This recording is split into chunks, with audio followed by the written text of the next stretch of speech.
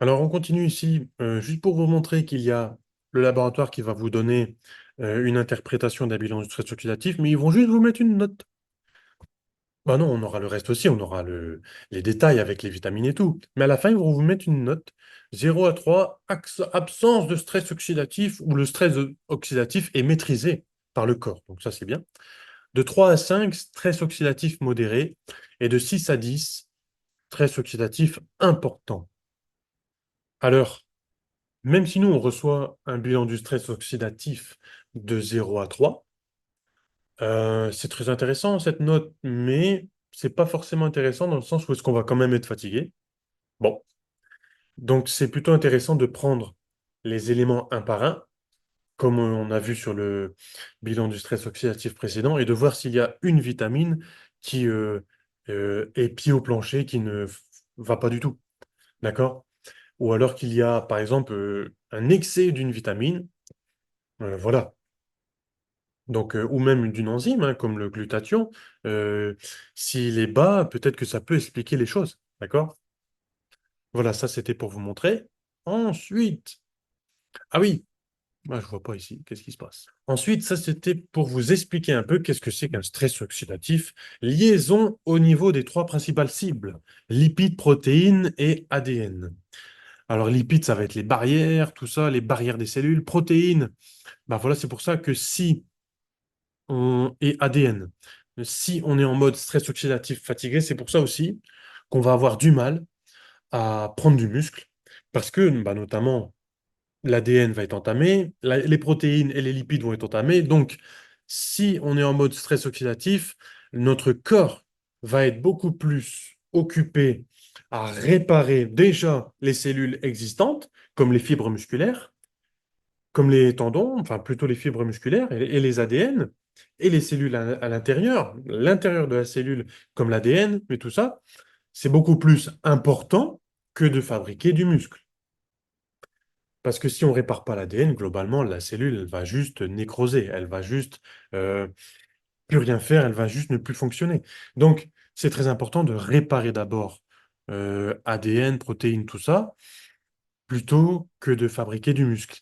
Et comment on fait pour favoriser le corps et mettre le corps dans de bonnes conditions? On mange de la nutrition de qualité, donc antioxydante, on mange de la nutrition anti-inflammatoire, on a très important, exercice physique adapté, ni trop, bah, ni pas assez. Hygiène du sommeil, très, très, très important. C'est peut-être l'un des plus importants.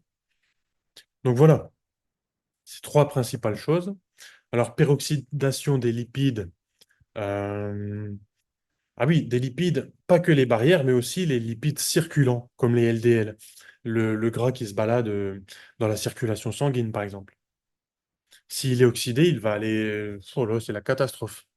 D'ailleurs, c'est celui-là, le LDL qui est oxydé, qui est inflammé, qui va être responsable, par exemple, de l'infarctus. Et oui, oui, oui. L'oxydation des protéines, tiens, quelque chose qui peut nous intéresser. L'oxydation des protéines concerne principalement les protéines comportant le groupe thiol, permettant de maintenir potentiel redox dans les cellules.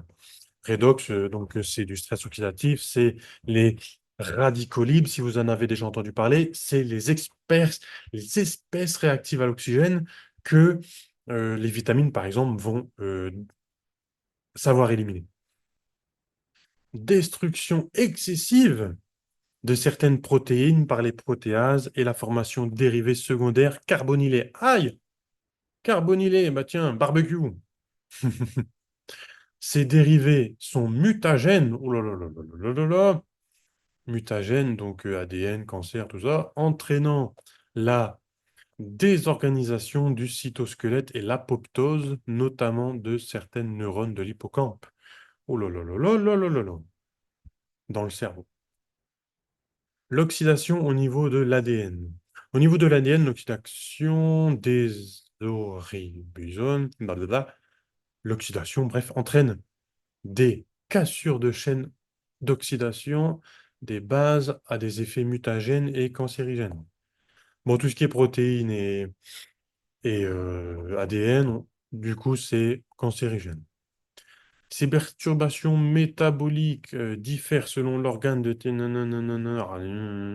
génétique spécifique de l'individu, l'hygiène de vie, physiopathologique et des facteurs environnementaux, nutrition, exercice physique, sommeil, gestion du stress, toxines, personnes toxiques. Nous ne sommes pas tous égaux devant le stress oxydant.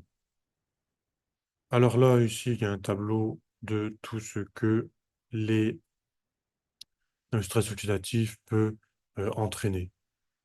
Voilà, voilà, voilà.